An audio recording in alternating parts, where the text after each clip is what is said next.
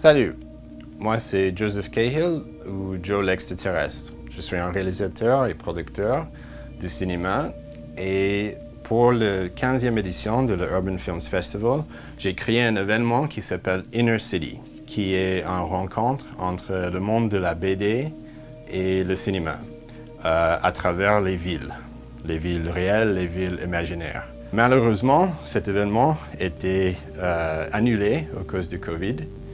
Et donc on se retrouve ici, dans cet espace virtuel, pour parler avec les grands créateurs de la BD sur leurs influences cinématographiques. I mean, I remember seeing Rumblefish and thinking, wow, this is gorgeous. I mean, I love the black and white and, you know, it wasn't really what I expected. And I remember that made me go, I really am interested in less in who's directing the movie and who is doing the photography. Leur parcours, comment leurs projets sont nés. Ouais, c'est une super histoire parce que d'une part c'est un projet de Pierre Christin. On va dire rapidement que c'est quand même le monsieur de Valérian avec Mézières et puis un collaborateur de Bilal, entre autres, parce qu'il a une carrière incroyable.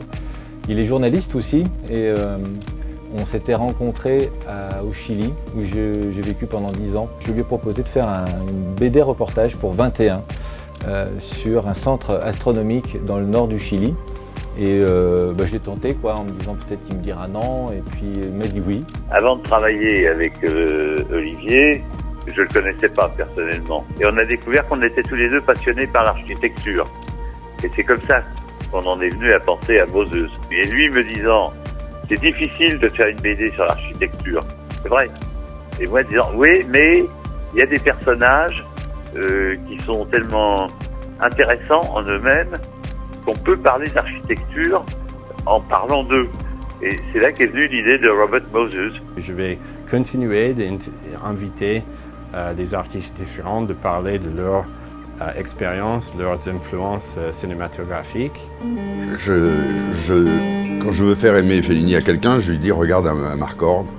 Justement, ce que j'aime chez lui, c'est qu'on est toujours un peu entre le rêve, un peu dans les souvenirs. Des non-intrigues, je ne sais pas comment, dans la façon de raconter les histoires, c'est-à-dire il n'y a pas vraiment de début, il n'y a pas vraiment de fin, il n'y a pas vraiment de but, un peu comme la vie. C'est une influence plus qu'importante pour moi. Mon premier bouquin qui s'appelait Le Vent du Minotaure, c'est vraiment, dans ma tête, je pensais, encore une fois humblement, à Fellini. Et ensemble, on va créer une carte. The protesters in Hong Kong took one of our images. There was the promo image of Golden Child.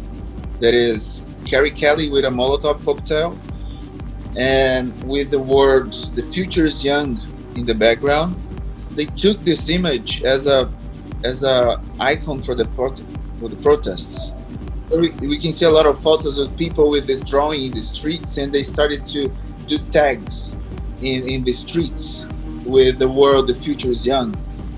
I don't know if we are living in a Frank Miller comic book, but everything related with the work of Frank Miller has this taste, of reality that we can relate with the world that we live. Maybe this is why it's so powerful. J'ai un parcours complètement atypique parce que j'ai commencé la BD en prison, exactement.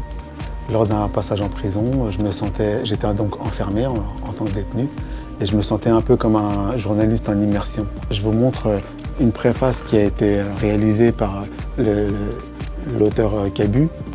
Je voyais des choses, je vivais des choses et c'était des choses à raconter.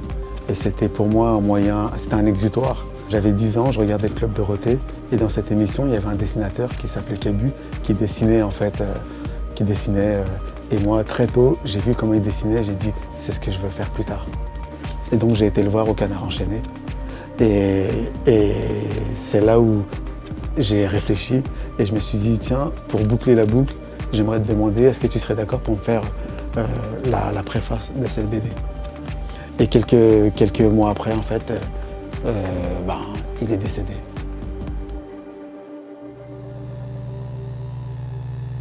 Les villages paraissent désertés, figés avec un parfum d'extinction. car la vie continue sous terre plutôt qu'en surface. You are the one who's going to make it alive, you know. You are the one who's going to,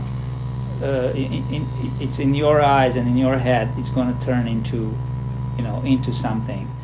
What you see and your interpretation of, for example, Van Gogh is just as important or even maybe more important than mine. You know, I put that thing out there, I see it in a certain way, but I'm pretty sure that everyone who reads it, who opens it, is going to find something else in it and is going to see something that I cannot. And I think that's really the beauty of it, you know. I mean, that makes it alive, that makes it really something. Yeah, we're going to see where this leads, because I wasn't expecting all of these different stories to come out. It was just supposed to be a live event, but it's turned into a lot more than that, and I'm really interested to see where it all leads. I hope you'll come right along with me. See you later, folks. See you later, kids.